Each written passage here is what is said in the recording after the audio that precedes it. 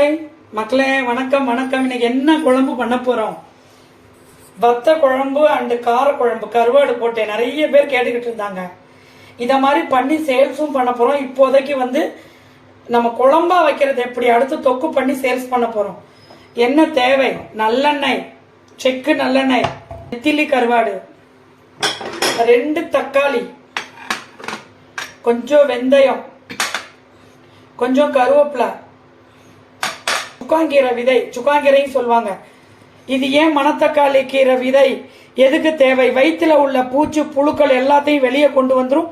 அவ்வளோ மருத்துவ குணம் கொண்டது. சும்மா 2 பேருக்கு போட்டா போதும், சாறு உள்ள இறங்கினா ரொம்ப நல்லது. சின்ன வெங்காயம் தான் டேஸ்ட். கொடும் புளி, வத்த குழம்பு, கார குழம்பு, புளி குழம்பு எல்லாத்துக்குமே, மருந்து குழம்பு எல்லாத்துக்குமே நல்லெண்ணெய் தான் ரொம்ப பேஸ். ஒரு 100 எண்ணெய் ஊற்றிருப்பேன். இந்த பாருங்க, எண்ணெய் சூடேறிடுச்சு. வெந்தயம் போடுறோம். இந்த விதைய போடுறோம். விதைய போட்டுட்டோம். அடுத்து கருவேப்பிலை போடுறோம்.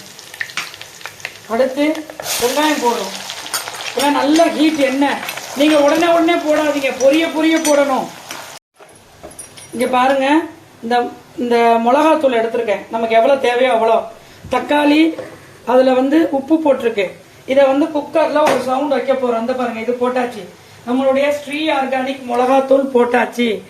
அதே மாதிரி நம்மளுடைய ஸ்ரீ ஆர்கானிக் மஞ்சத்தூள் எல்லாமே. ஏன் உங்களுக்கு நிறைய பேர் எல்லாம் சொல்றாங்க, நீங்க பண்றதை பார்த்தாவே ரொம்ப அருமையா இருக்குங்கிறாங்க. ஏன் அப்படின்னா, நல்ல ப்ராடக்ட் போட்டு சமைக்கும் போது ரொம்ப டேஸ்டியாகவும் சுவையாகவும் இருக்கும். இதுதான் உண்மை. இந்த பாருங்க, 2 சவுண்ட் வச்சுட்டு இறக்க போறோம். இங்க பாருங்க, வெங்காயம் இந்த அளவு வெந்தவுடனே பூண்டு போட்டு வதக்கணும் நம்ம. இங்க பாருங்க, இப்ப கருவாடு போட போறோம். குச்சி கருவாடு போட்டு கொஞ்ச நேரம் நல்லா வதக்கணும்னா அது கொஞ்சம் ஃப்ரை ஆகும், கரையாது. நம்ம குழம்பு வைக்கிறப்ப கரையாது, நல்லா வாசனையா நல்லா இருக்கும். இந்த பாருங்க, நல்லா வதக்கணும். இந்த பாருங்க, நம்ம தக்காளி, மிளகாய் தூள், மஞ்சத்தூள் போட்டு வேக வச்சு எடுத்துருக்கோம். பாருங்க, தக்காளி அதை போட்டு இது கூட வதக்குறோம். கொஞ்ச நேரம் கருவாடு வதங்கினோம்னா இதை போட்டு வதக்கணும். வதக்கி எண்ணெயா வந்த பிறகுதான் நம்ம குழம்ப கூட்டணும். இங்க பாருங்க எப்படி வந்திருக்கு பாருங்க. இப்படிதான் வரணும். நம்ம ஸ்ரீ ஆர்கானிக் குழம்பு தூள் எல்லாத்துக்கும் போடுறது. இந்த கொடும் புளியும் போட போறோம். கொடும் புளி ரொம்ப ரொம்ப உடம்புக்கு நல்லது. அரிசி கழுவுன தண்ணி, குட் ஃபார் ஹெல்த், ரொம்ப ரொம்ப நல்லது. இது என்ன கொதிக்கணும். ஒரு 10 நிமிஷத்துல இருந்து 15 நிமிஷம் வச்சா போதும், குழம்பு ரெடி ஆயிடும். அவ்வளவுதான்.